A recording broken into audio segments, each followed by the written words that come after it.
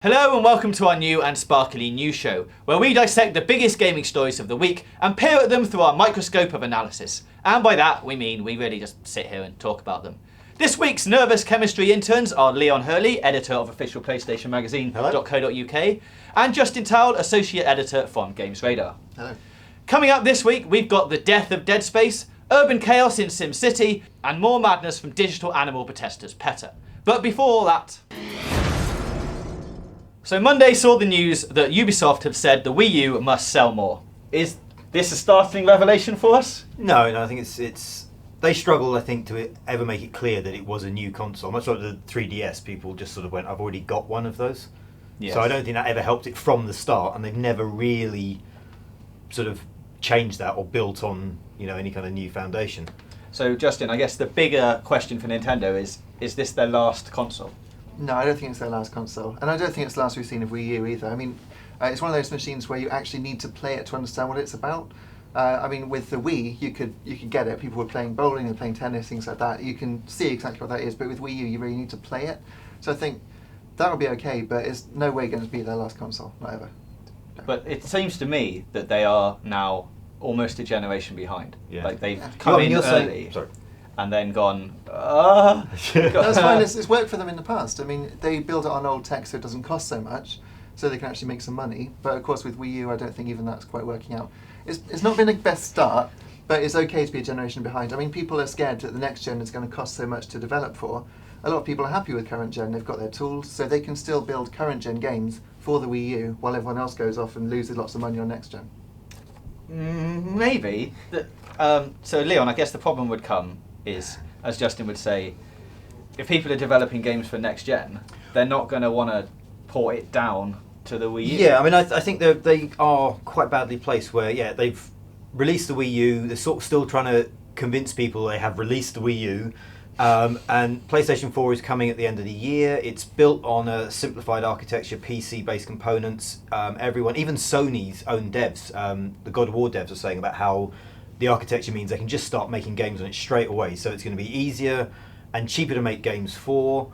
You're saying about people, just got to play it, but already people are looking to, it's not that far away, PS4 is going to be here. They're talking about it being cheap by an analyst that was going around the Consumer Electronics Show speaking to everyone, saying they've got to hit that kind of £300, $300 kind of mark, because otherwise it's going to fail. So they've got to make it cheap. They've made it easy to develop for. So the games should be affordable and more approachable for indie devs and smaller developers.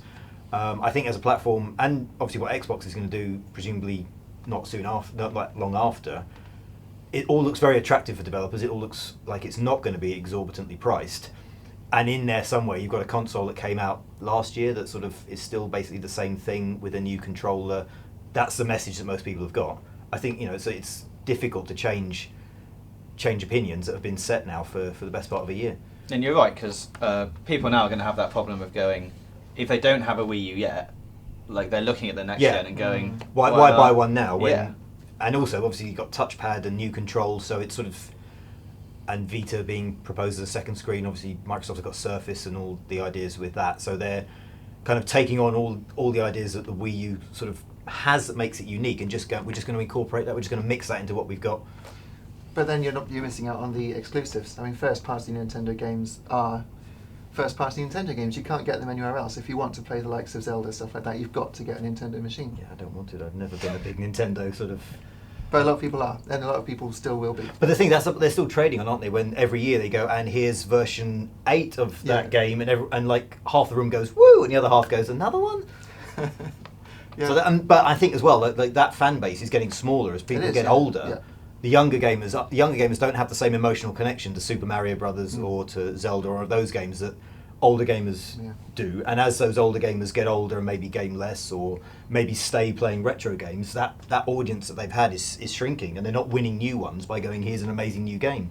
Zombie U is basically the only new thing anyone knows of on a Nintendo console. I know it's not, but that's Lego City Undercover. Yeah, I mean that's it. So that's two games that people sort of are aware of in a wider kind of more casual market. But Lego City will be ported, right? It's got to be. I would have thought so. It's a Lego game. Like they can't miss out on that whole user base of everyone in the world. Yeah. Yeah, well, I mean, it's the thing as well. You can't. They said it a long time ago that you can't really make platform exclusives anymore because it's just not cost effective.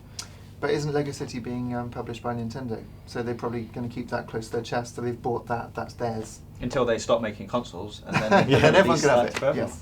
Yeah, well, they probably had to pay as well to offset the loss of earnings that Telltale would have got by being able to put it on other consoles. Okay, well that was Monday's news. Let us know in the comments what you think about Nintendo and the Wii U, and we'll move on. Tuesday brought us the news that we might not be seeing another Dead Space in the series, which was then quickly denied by EA. But what are your feelings on another Dead Space? I think it might rest for a little while. I suspect, so the story originated with videogamer.com having a source and saying it's been canned.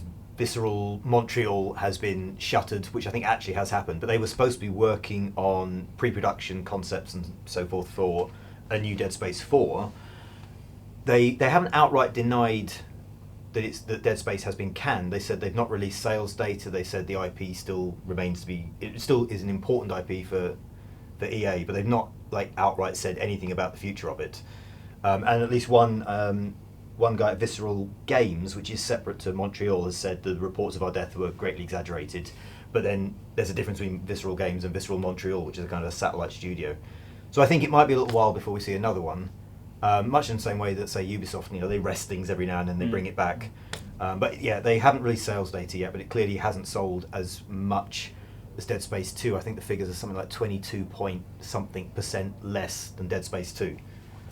So yeah, they've not made as much money. Did you enjoy the third edition, Justin? Or Well, I was think it a bit too shooty? Well, that's the problem. I mean, I played the first one and the second one, but I haven't played the third one. And I think maybe the buzz around it has sort of subsided. And if there's no buzz around the game, then are they going to commission another sequel so soon? I don't know. I think the rest is a good idea. But I think maybe the thing about Dead Space was being able to chop limbs off things to kill them. And that was an interesting mechanic. And that worked well. That was an exciting new thing. But a fourth game of that sort, I don't know. I can't see if people really, really want it anymore. I mean, the first one was very much built around sort of the long, drawn-out tension of that kind of scares, which was really good. Yeah. But the third one sort of moved away from that. Well, the interesting thing is speaking to some of the devs years ago, I mean, this is back sort of PS2 days, because the Visceral Games studio made the James Bond game with Sean Connery in. Which was brilliant. Which wasn't that bad, actually. But the Dead Space 1 is built off of that engine, and it was basically kind of a reward almost, for them working on this game. They were kind of like, well, can we do like a vanity project next? So they worked up a vertical slice of what became Dead Space. And it was made by people passionate about survival horror, passionate about that kind of game. They made exactly the game they wanted. Loads of critical acclaim, maybe didn't sell quite so well, but enough to guarantee a sequel. They made the sequel, and then EA have kind of gone like, oh, okay, so let's see how we can maximise this. And some of the rumours that came out recently with Dead Space being canned is that things like the generic ammo, so you got one ammo type that was in all, worked for all the guns, and the rumour is that they introduced that so they could cut all the resource needed to develop multiple ammo and put that onto making microtransactions. Obviously you got co-op, and so EA have sort of, once they've seen Dead Space doing well, gone, well, okay, how can we make more out of this? And all those changes have kind of lessened the impact of what the game used to be. I think it would have worked well as a spin-off. If they'd have said it's not a numbered Dead Space game, but it's more of an action soldiery thing, that would have seen it better received. Put it on iPad, it would have kept you happy. I like Dead Space on iPad. I mean, how much resource is it taking to like develop new types of ammo? Surely that's just you think about it. You got to make the icons. You got to make different sounds. You've got to do all the programming to tell the difference and to manage it all. You've got to have all the inventory management and salvage. That exists, right, from the second game. But it's still, you still say it's like, I don't know, 50 man hours to make sure all the ammo works across all the guns. Then you go, we can take that 50 man hours and we can put microtransactions in. Also, microtransactions, if you buy a gun, then you'd have to have all of the existing ammo either built in or downloaded, and then it's all... It would get quite complicated. Yeah, exactly. So having one ammo for everything, that you can buy stuff and it will just work with it, that's pretty bad. It's probably safe to say that if it is going to come back, it's going to come back with a new engine on next gen. Yeah, I reckon might not hear anything for it for a little while, and then maybe say 2 years time, you'll get a little teaser viral video and everyone go, oh, what is it? And then you'll get the little visor lights pop up and it'll be like, it's back, and then everyone will be excited again. Yes. Ubisoft are really good at doing that. They can sort of tell when people are, they can tell when there's a momentum building. So say with Assassin's Creed, they'll just keep getting stuff out. So we've got Assassin's Creed 4, while most people haven't even finished 3. Which I saw a trailer for on Already, TV. exactly, yes. Like last week. But they know when the bell curve's coming, so they know, like, get as much stuff out as we can now. It's sort of over. Let's rest it for a little while. Which they do with Persia, they do it with Rainbow Six. They can tell when the momentum's building. They milk the teat for all it's worth, and then they let it rest for a little while and they bring it back. And they keep trying rabbits. Yeah, that's yeah.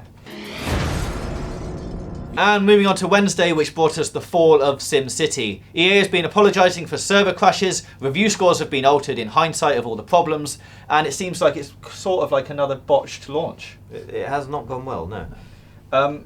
Where do they go from here? Because obviously people on the forums have been asking for refunds, and they've been saying, well, you know, it's at our discretion to give you refunds, so we could, but we might not. So I think it'll be interesting to see how they react, because obviously they want to keep the money, they want to sort of make it work, but it's how quickly they can do it, because obviously the internet is like you know, dropping a match in dry brush. Like, once people get a hold of something, then it just goes mad. So they've got a bunch of rabid people who love the opportunity to get a bit shouty and get a bit sort of, you know, opinionated. So it's whether or not they can repair something quick enough to put that fire out. I don't think they will. The most recent reports are that they've started taking things out of the game. Yeah, to make it work. non-essential features, wasn't it? Something? Achievements and things Yes. like that, yeah. Oh, it's that kind of thing. Right. And is that something, I mean, I was really excited by SimCity. Yeah, me too. Yeah, I mean, my girlfriend was excited for it. I was excited for it. I haven't been in the past since SimCity 2000. I just thought that this was a really exciting thing. It was going to be new. It was going to be great. But then putting it all online and having to be connected is not what I want. I just want a city that I can play with and it'd be amazing. And sure, you can put in social aspects and maybe see other people's cities, but not have to be connected to the online. So I'm not surprised it's all broken. I think that one of the lesson here, maybe not so much about EA and SimCity, is that always on DRM has got to be kind of either made to work or just forgotten. Yeah. I mean, I know with Far Cry, which is a slightly odd tangent, but there was a night I couldn't play Far Cry logged in because it just wasn't registering to the servers. So I had to unplug and play like offline because it wouldn't work. And that's like a game you don't expect to have that happening. But obviously with PS4 and 720 and the way it's going, with it all being connected, what happens, you know, if you know, Call of Duty single player, Dishonored, something like that, one night you can't play because the servers don't work. And I think if they don't fix it or abandon it, you know, that's a worrying sort of path for the future to take. Well, I think you can see it becoming the future. Right? It's what everyone wants. It's what all the companies want. It's a thing to get everyone online. You make sure they're all in your service. Yeah. And it can work. Like Steam works almost effortlessly. Yeah. I think the problem is maybe is they've done a specific thing for one game. They haven't. Origin is more of a shop than a, like, say, Steam, for example. But you need to roll out something across all the games, make sure it all works, everything plugs in.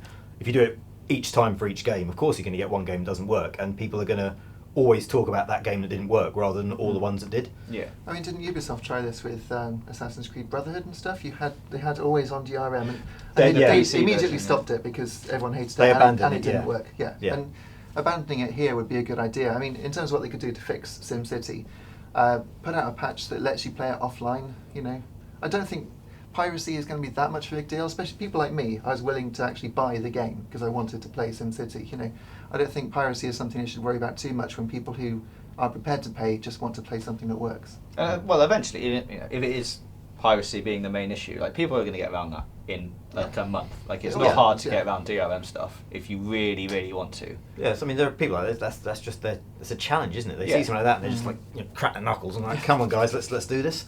And then it will be a big thing going, hey, we've broken it, and it's all, and then it'll just be, it could get even worse.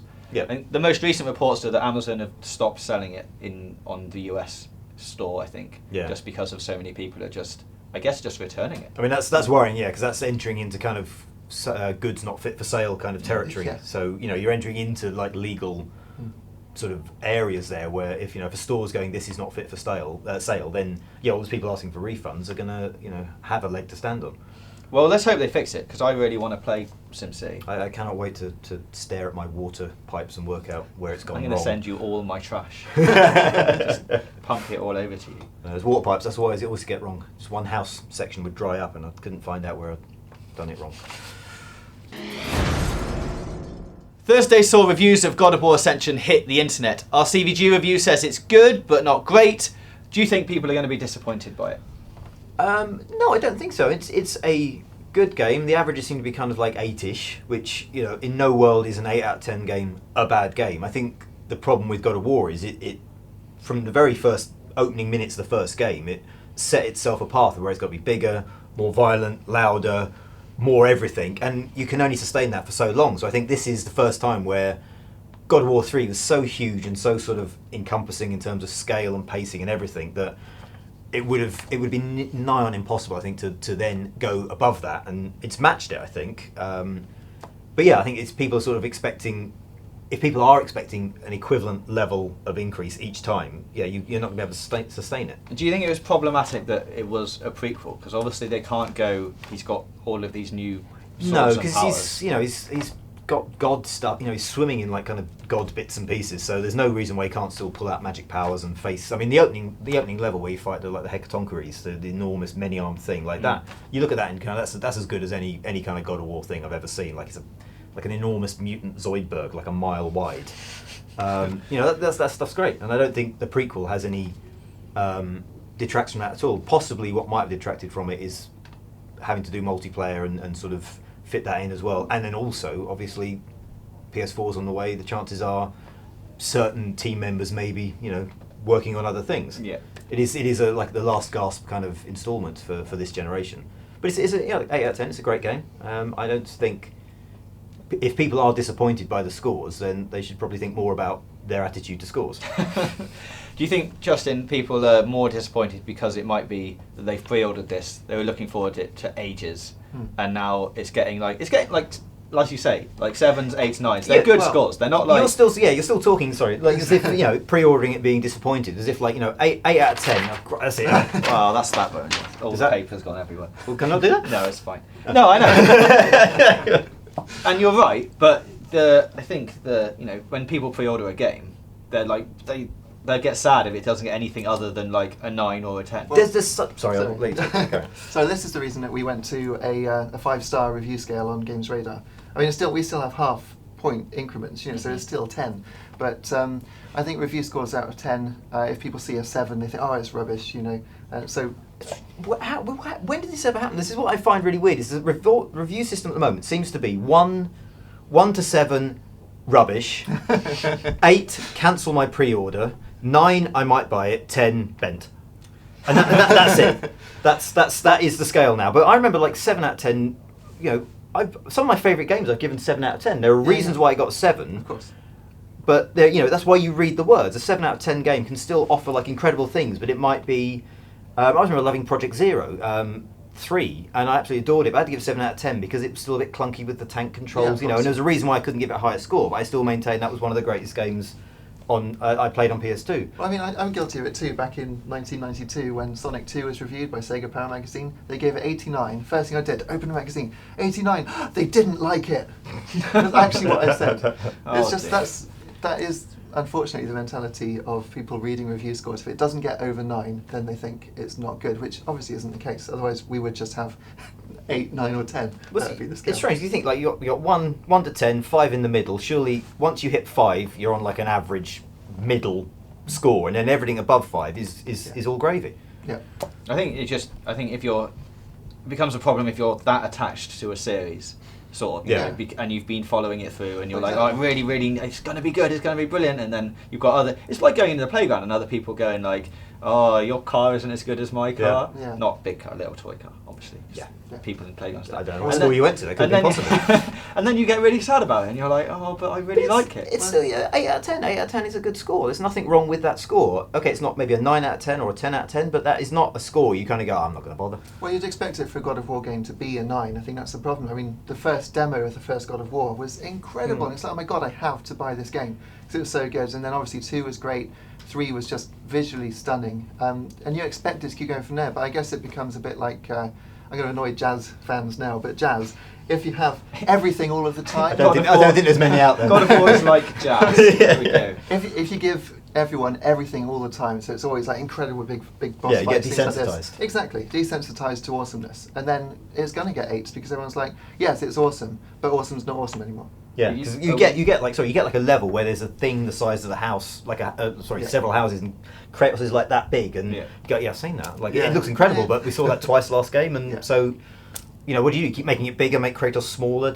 How do you keep delivering that level of or maintaining that interest? I'm still wondering if we've just said that Jazz is awesome or not. Is that what we've said? No. I think Jazz is not awesome. No.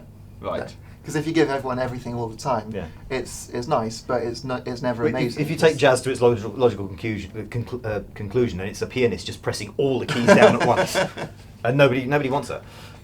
Or maybe once, and then play some proper music. Yours one big. Yeah, that's how you know it's Exactly. finished. People in yours Yes. go, bang. Oh, okay. Yeah. And Friday brought us some news of Grand Theft Auto 5. Well, some GTA news from Take-Two, who said a new addition to the series every 2 years would degrade the franchise.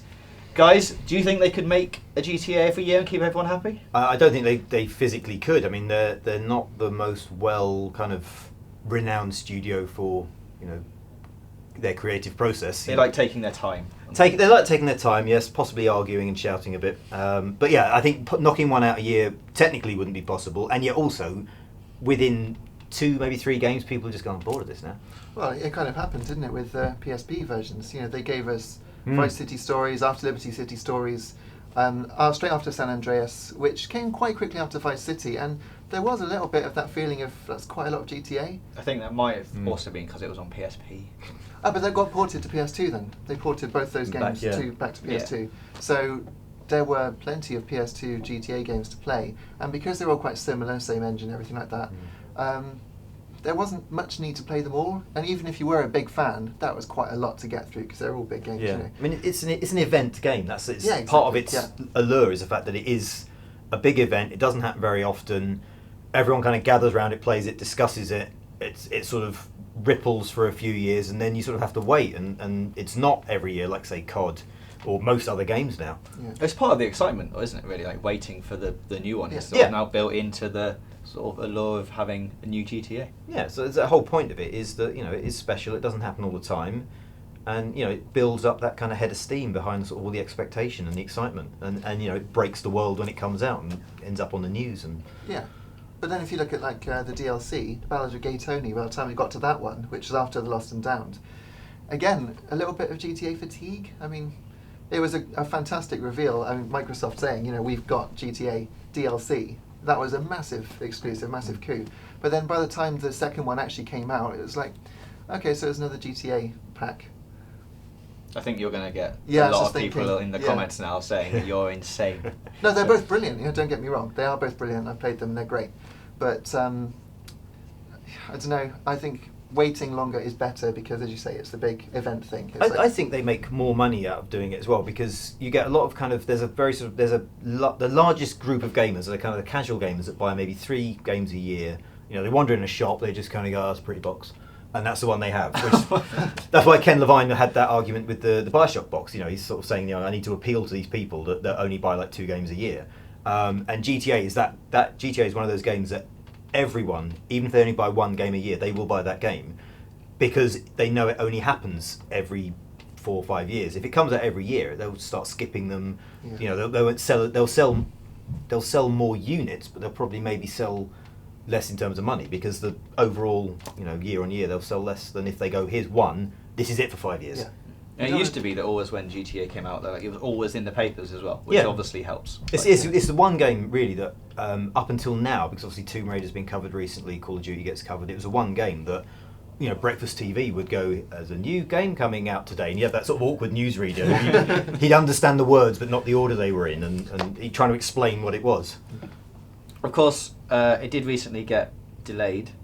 I saw a video of a guy on the internet who said that he hated them now and he's going to cancel his pre-order because it'd been delayed, and they promised him spring and now he was really sad. But the delay is only going to be a good thing for the series, right? Yeah, I think, Batman games in the past that have been delayed have always benefited from it. Sleeping Dogs had like almost a year to polish up. I secretly think that they announced their delay about a week before the PlayStation meeting was announced, and I think they had a bit of a heads up about what was happening with PlayStation 4. I mean, they would have had years in advance maybe, been aware of what was going on, but I reckon that they're going to try and polish up a PS4 720 version, and it'll be like an enhanced edition almost that will make make advantage of the extra sort of power and the extra things under the bonnet. Well, on our GTA 5 o'clock show, every Wednesday, 5 o'clock, subscribe.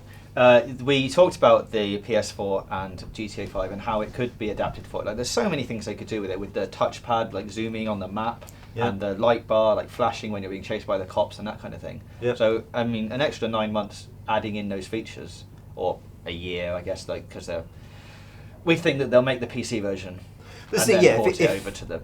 Yeah, if it is like a PC architecture inside the PS4, then all they've got to do is make a locked settings kind of enhanced version of the PC thing, and then you can go, this is the PS4 version of GTA 5. This is not the PS3 version. This is a separate, better game, purely because of the enhanced visuals and what they can do with the social stuff. You don't know yet what the connections and interconnectivity, the social streaming, all that sort of stuff, how that could be sort of levered in there.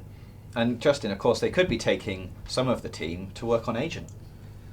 Remember Agent? Yeah. Well, everyone's just wondering where it went and everything. I think it's living in the same cupboard as The Last Guardian, and it'll be in there forever. Oh, but that Last Guardian cupboard is surely going to be opened on PS4, so maybe... No. Somewhere there's a room where there's like The Last Guardian, Half-Life 3, and Agent, all sort of sitting around listlessly playing Patience, and every now and then the door opens like...